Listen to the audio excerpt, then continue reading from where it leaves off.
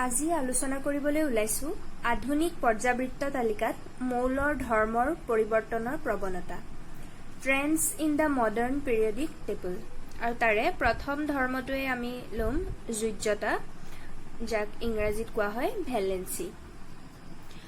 মৌল এটাৰ যোজ্যতা মৌলটোৰ পৰমাণুৰ বহিৰ্তম কক্ষত থকা যোজক ইলেক্ট্ৰনে নিৰ্ণয় কৰে এটো কথা তোমালোকে 9ত পাই আহিছা ইতিমধ্যে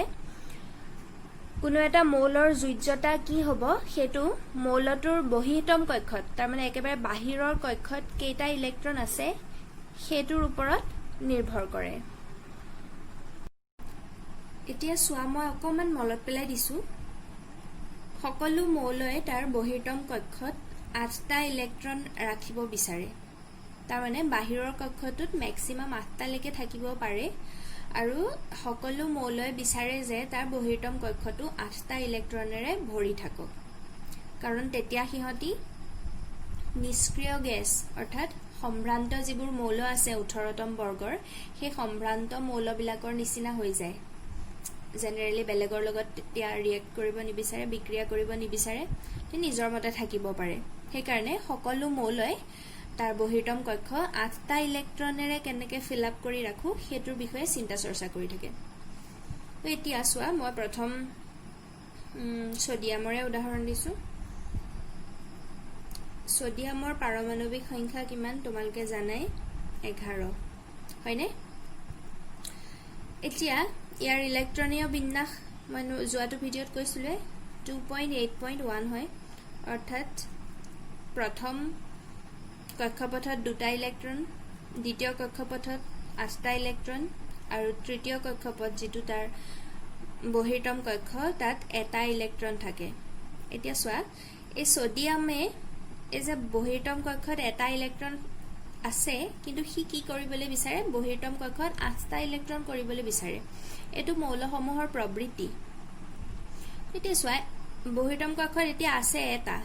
8টা কৰিবলৈ হলে কি কৰিব লাগিব তাক আৰু 7টা লাগিব কিন্তু বেলেগে জানো ইমাখোপা দিব তুমি কোনবা কিবা এটা খুজিলে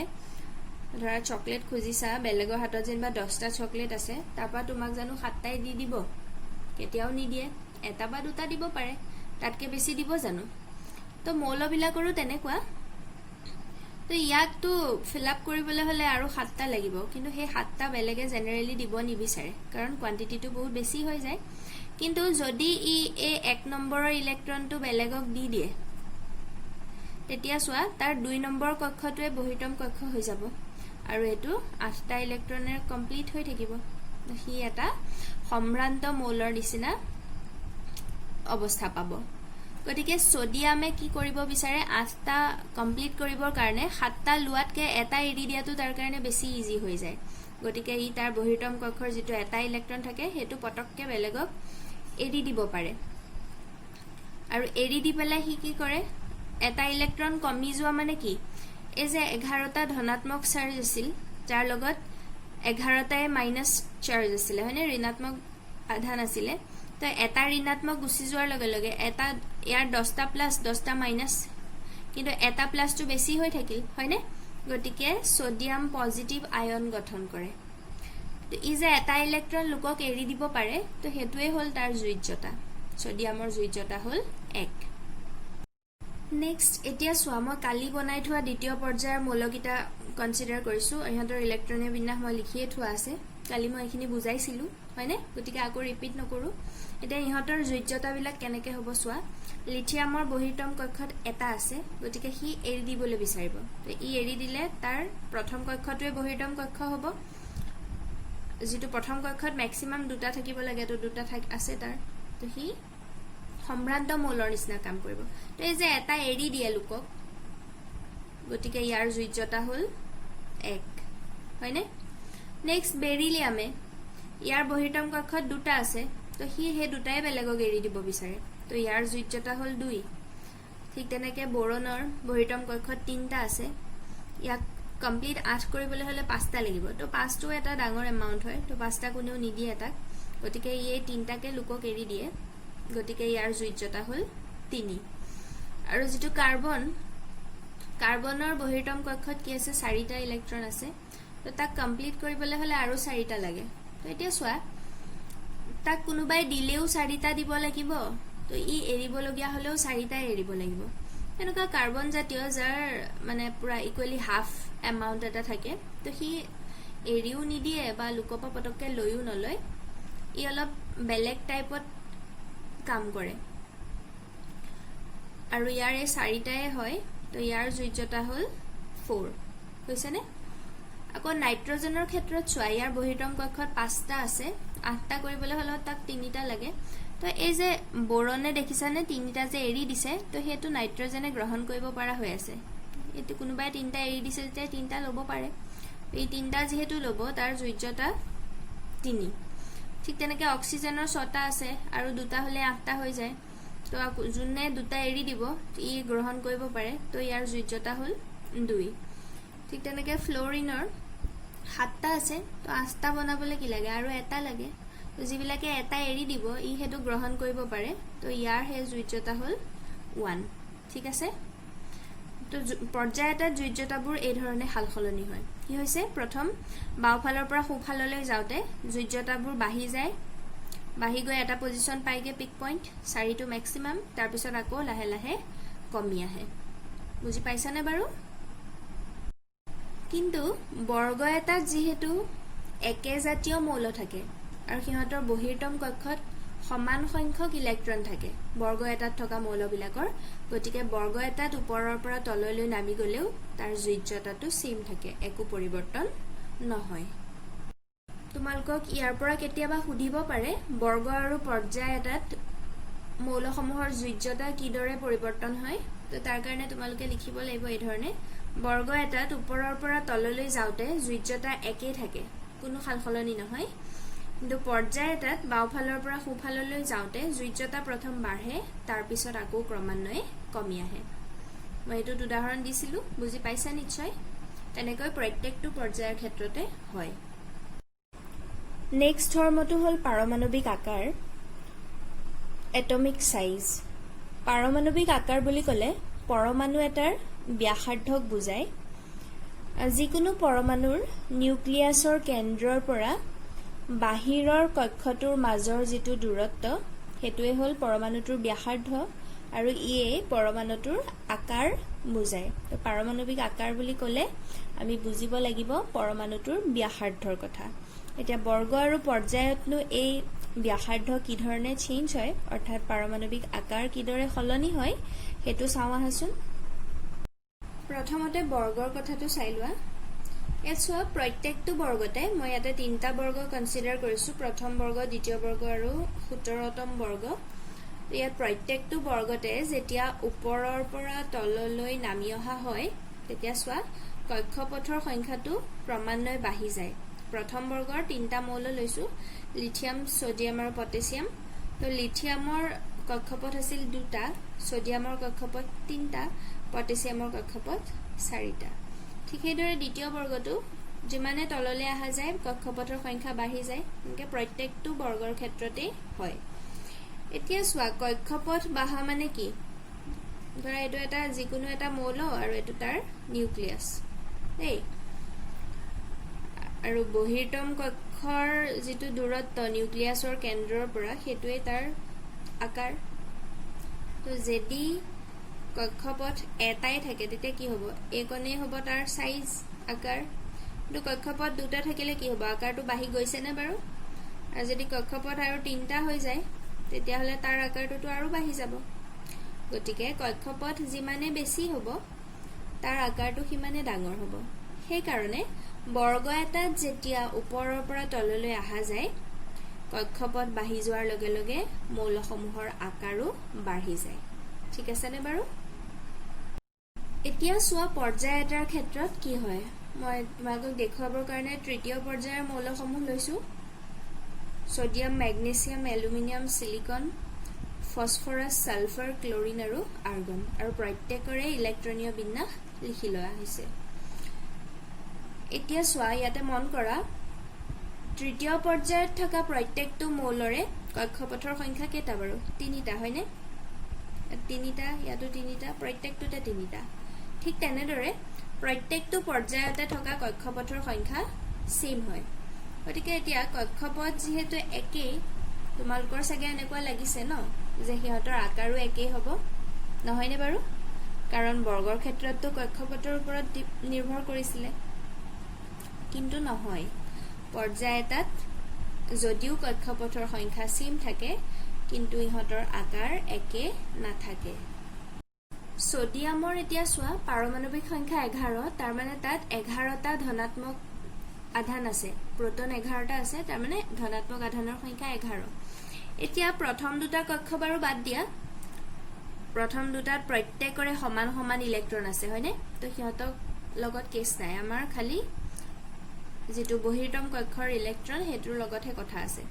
এতিয়া ইয়াত বহিৰ্তম কক্ষত থকা ইলেক্ট্ৰনক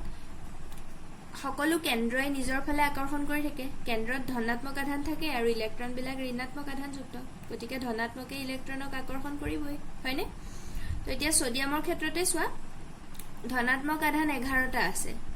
ঠিক হেদৰে ঋণাত্মক আধানো 11টা আছে বাৰু কিন্তু বহিৰ্তম কক্ষত এটা আছে আৰু সেই বহিৰ্তম কক্ষত থকা ইলেক্ট্ৰনক 11টা ধনাত্মক আধানে নিজৰ ফালে আকৰ্ষণ কৰিছে হয়নে কিন্তু ম্যাগনেসিয়ামৰ ক্ষেত্ৰত বহিৰ্তম কক্ষত যদিও দুটা ইলেক্ট্ৰন আছে কিন্তু ইহঁতক কেটাই আকৰ্ষণ কৰিছে 12টা ধনাত্মক আধানে আকৰ্ষণ কৰিছে ঠিক তেনেদৰে এলুমিনিয়ামক 13টা ধনাত্মক আধানে আকৰ্ষণ কৰিছে বহিৰ্তম কক্ষটোৰ কথাই কৈ আছো দেই আৰু সিলিকনৰ বহিৰ্তম কক্ষত থকা ইলেক্ট্ৰনক 14টাই আকৰ্ষণ কৰিছে আৰু বাওফালৰ পৰা সোফাললৈ যিমানে বাঢ়ি গৈ থকা যায় সিমানে আমাৰ ধনাত্মক আধানৰ পৰিমাণটো বাঢ়ি গৈ আছে হয়নে গতিকে বহিৰ্তম কক্ষক যিমান বেছিকে আকৰ্ষণ কৰিব বস্তুখিনি ঠুক খাই আহিব সেই কাৰণে পৰ্যায় এটাত যিমানে বাওফালৰ পৰা সোফাললৈ যোৱা হয় মৌলসমূহৰ আকাৰ ক্ৰমান্বয়ে কমি আহে কাৰণ ইহঁতৰ নিউক্লিয় আধানৰ সংখ্যা বাঢ়ি যায় ক্লিয়াৰ হৈছে নে বাৰু মই আকৌ এবাৰ ৰিপিট কৰি দিছো প্ৰত্যেকৰে কক্ষপথৰ সংখ্যা সমান আৰু আমাৰ যিকোনো ধৰ্ম বহিৰ্তম কক্ষত থকা ইলেক্ট্ৰনৰ ওপৰত নিৰ্ভৰ কৰে এতিয়া চোৱা এই যেটো পাৰমাণৱিক সংখ্যাটো হ'ল প্ৰোটনৰ সংখ্যা তাৰ মানে ধনাত্মক আধান যুক্ত আৰু নিউক্লিয়াছত থাকেই আৰু এই ধনাত্মক আধান বিলাকে প্ৰত্যেকটো ইলেক্ট্ৰনক আকৰ্ষণ কৰি থাকে নিজৰ ফালে যেহেতু আধান কিটা অপোজিট তো এতিয়া এই বহিৰ্তম কক্ষৰ ইলেক্ট্ৰনক সোডিয়ামৰ ক্ষেত্ৰত 11টাই আকৰ্ষণ কৰি আছে কিন্তু ম্যাগনেসিয়ামৰ ক্ষেত্ৰত 12টাই আকৰ্ষণ কৰি আছে এলুমিনিয়ামৰ ক্ষেত্ৰত 13টাই আকৰ্ষণ কৰি আছে আৰু এফালে একেবাৰে লাষ্টত যদি চোৱা যায় আৰ্গনৰ ক্ষেত্ৰত 18টা ধনাত্মক আধানে বহিৰ্তম কক্ষত থকা ইলেক্ট্ৰন সমূহক আকৰ্ষণ কৰি আছে ইয়াত যদিও ইলেক্ট্ৰনৰ সংখ্যা বহিৰ্তম কক্ষত এটা এটাকৈ বাঢ়ি গৈছে কিন্তু তাৰ তুলনাত ধনাত্মক আধানৰ সংখ্যাটো যথেষ্ট বেছি তো ইহঁতে যিমানে বাওফালৰ পৰা সোফাললৈ গৈ থকা হয় নিউক্লিয় আধান বহাৰ কাৰণে ইহঁতক বেছিকৈ আকৰ্ষণ কৰে আৰু তাৰ ফলত ইহঁত ঠুক খাই পৰে সেই কাৰণে আকাৰটো যিমানে বাওফালৰ পৰা সোফাললৈ যোৱা যায় পৰ্যায় এটাত কমি আহি থাকে ইয়াত আকৰ্ষণ কম সেই কাৰণে আকাৰটো ডাঙৰ এফালে আকৰ্ষণ বেছি সেই কাৰণে ঠুক খাই আহিব গতিকে আকাৰটো সৰু ঠিক আছে নে গতিকে এই ধৰ্মটোৰ পৰাও তোমালোকক কেতিয়াবা প্ৰশ্ন সুধিব পাৰে যে বৰ্গ আৰু পৰ্যায় এটাত মৌলসমূহৰ আকাৰ কিদৰে পৰিৱৰ্তিত হয় গতিকে এই ধৰণে লিখিব লাগিব যে বৰ্গ এটাত ওপৰৰ পৰা তললৈ নামি আহিলে আকাৰ ক্ৰমান্বয়ে বৃদ্ধি হয় কাৰণ কক্ষপথৰ সংখ্যা বাঢ়ি যায় আৰু পৰ্যায় এটাত বাওফালৰ পৰা সোফাললৈ গলে আকাৰ কমি আহে কাৰণ নিউক্লিয় আধান বৃদ্ধি হয় নেক্সট ধৰ্মটো হ'ল ধাতৱ আৰু অধাতৱ ধৰ্ম metallic and non metallic properties এতিয়া তোমালোকে পৰ্যাবৃত্ত তালিকাখনত দেখিছাই ধাতু অধাতু আৰু ধাতুকল্প আমাক ইতিমধ্যে ভাগ কৰি থোৱাই আছে তো যিবিলাক ধাতু সেইবিলাক সদায় বাওফালে থাকে আৰু যিবিলাক অধাতু সেইবিলাক সোফালে থকা দেখা যায় হয়নে আৰু মাজতে এডাল একাবেকা জিগজাগ লাইন আছে আৰু সেইখিনিয়ে ধাতু আৰু অধাতুক পৃথক কৰি ৰাখিছে ইটোৰ পৰা সিটো হয়নে আৰু সেই জিগজাগ লাইনডালত যিকেইটা মৌল আছে সেইকেইটাকে ধাতু কল্প বুলি কোৱা হয় কাৰণ ইহঁত ধাতু আৰু অধাতুৰ মাজৰ ধৰ্ম দেখুৱায় ঠিক আছে নে বাৰু এখিনি কিন্তু ইম্পৰ্টেন্ট হয় কোনকেইটা ধাতু কল্প নাম লিখিবলৈ কেতিয়াবা আহি থাকে ধাতু কল্প কেইটামানৰ উদাহৰণ দিয়া এনেকে এতিয়া তালিকাখন তোমালোকে চাবা যিখিনি বাওফালে আছে গ্ৰীণ কালাৰ দিয়া আছে সেইখিনি ধাতু যিখিনি সোফালে আছে येलो কালাৰ সেইখিনি অধাতু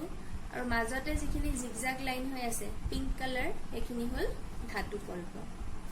ঠিক আছে আৰু ধাতু আৰু অধাতুৰ যে ধৰ্মবোৰ দেখুৱাই সেইখিনিও সিহঁতৰ জুজ্যতাৰ ওপৰত নিৰ্ভৰ কৰে কিন্তু এতিয়া যিখিনি ধাতু বাওফালে আছে সিহঁতৰ সাধাৰণতে বহিৰ্তম কক্ষত কম সংখ্যক ইলেক্ট্ৰন থাকে হয়নে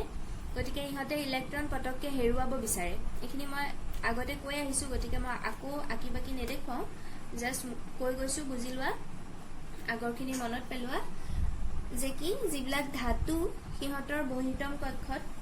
কম ইলেক্ট্ৰন থাকে তাৰমানে 4টাতকৈ কম যিখিনি ইলেক্ট্ৰন থাকে বাহিৰ কক্ষত তো হেতুক ধাতু বুলি কোৱা হয় আৰু সিহঁতে বহিৰ্তম কক্ষটো 8টা ইলেক্ট্ৰনেৰে ভৰাবৰ কাৰণে